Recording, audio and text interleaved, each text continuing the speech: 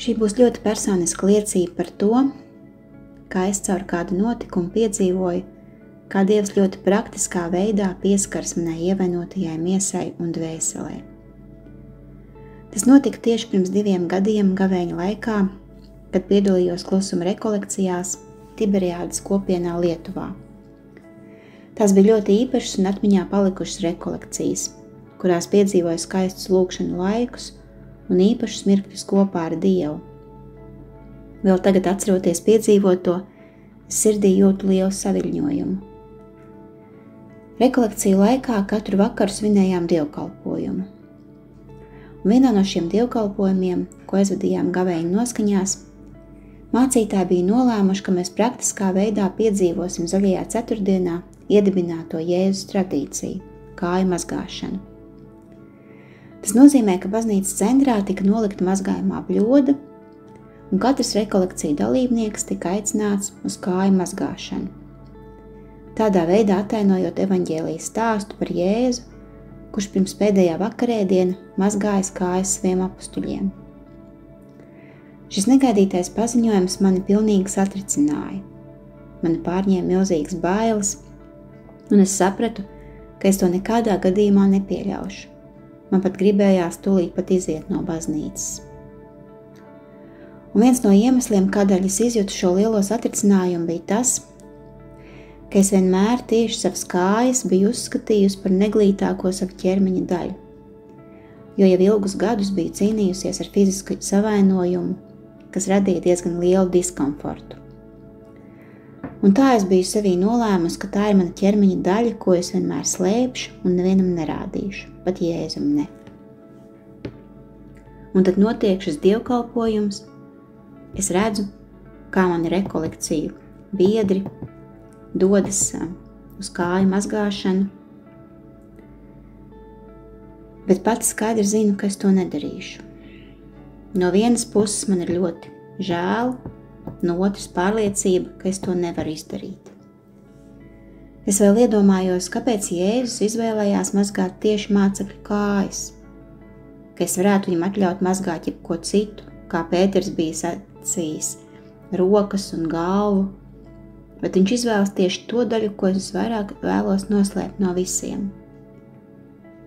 Pie sevis ceru, ka neviens nepamanīs manas izbēles un palikšanu malā, bet tad pie manis pienāk mani rekolekciju vadītāji un jautā, kāpēc es neeju, aicina sekot pārējiem. Es klusi atbildu, ka nevaru doties, ka nespēju to izdarīt. Un tajā brīdī es līdz sirds dziļumiem sajūtu sevī atbalsojamies Jēzus vārdus Jāņa evaņģēlijā, kad Pēters viņam sacīja, nemūžam tu man nemazgās kājas. Jēzus atbildēja, ja es nemazgāšu, tad tev pie manis nav daļas. Šie vārdi, tev pie manis nebūs daļas, likās tik sāpīgi. Man likās viss turpmākais, kas sekos, būs citādāks, tukšāks, jo es nebūšu Jēzum uzticējusies pilnībā, arī ar saviem ievainojumiem un nepilnību. Tā es ar baiļu un kaunu sajūtu sekoju savai vadītājai, lai sagatavotos kāju mazgāšanai. Es līdz pēdējiem brīdim pretojos tam un kaunējos, līdz tas notika. Jēzus mazgāja manas kājas. Viņš neskatījās uz manām brūcēm, manu kaunu un bailēm, viņš to visu apklāja pats ar sevi, un man bija pie viņa daļa. Visu kaunu un bailes apklāja šī atziņa, ka man ir pie viņa daļa, un tas sniedza lielu atvieglojumu. Šajā brīdī es biju spiesti nolikt malā savu lepnību, varonību, visu to, ko ikdienā nesāju līdzi, kā jau ierastu apmetni, lai vajadzības gadījumā ar to apsektos vai vismaz turētu rokas stiepienā attālumā. Bet, kad Jēzus lūdza mazgāt manas kājas, tad caur to viņš mazgā arī mani visu, manu sirdi. Šis notikums atstāja ļoti dziļu iespaidu uz mani, atziņu, ka Jēzus grib mūs katru pilnībā, nevis kādu daļu no mums, ko mums nav bail rādīt, bet visu īstu ar visām nepilnībām, kas ir gan mūsu garā, gan miesā. Droši vien tieši fiziskās nepilnības bieži vien ir tās, kas mums liek slēpties un baidīties, bet Jēzus mīl mūs, neskatoties uz to, kas mums sevī liekas izdevies vai ne pārāk. Tad tev pie manis nav daļas. Šos vārdus es atceros ik reizi, kad pretojos, baidos vai slēpjos no Dieva. Un tad saprotu, ka gribu, lai man ir daļa pie Dieva, un ļauju viņam mazgāt savas kājas. Dārgais Jēzu, ķēniņu, paldies, ka savā lielajā mīlestībā mums katru tu esi gatavs noliekties pie mūsu kājām un mazgāt tās. Es lūdzu, lai katrs ik viens, kas klausās, var dzirdēt sirdī šos vārdus, ka mums katram ir daļa pie tevis.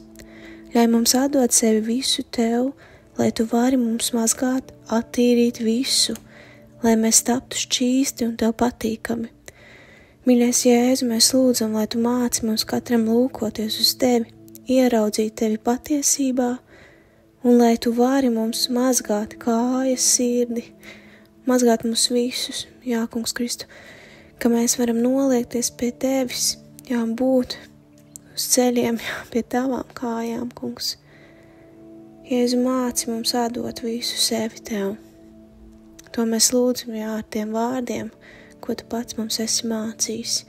Mūsu Tēvs debesīs, svētīts, lai top tavs vārds, lai nāk tavu valstība, tavs prāts, lai notiek kā debesīs, tā arī virs zemes. Mūsu dienascho maizi dod mums šodien un piedod mums mūsu parādus, kā arī mēs piedodam saviem parādniekiem.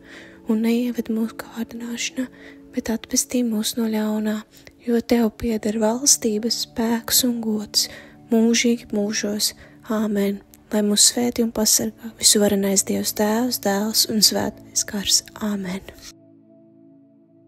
Aicinu piedalīties audio liecību projektā Mīlestības ceļš liecībās arī tevi. Ieraksti balss ziņās savu stāstu, kā Dievs sevi ir tev atklājis, ko viņš ir darījis un kā Jēzus ir tev palīdzējis, uzmundrinot, samīļojot, dziedinot, stiprinot. Esi daļa no dzīvā evaņģēlija pasaulē un ieraksti savu audio liecību telefonā, izmantojot balss ieraksta aplikāciju un nosūti to uz e-pastu liecības@gertrude.lv.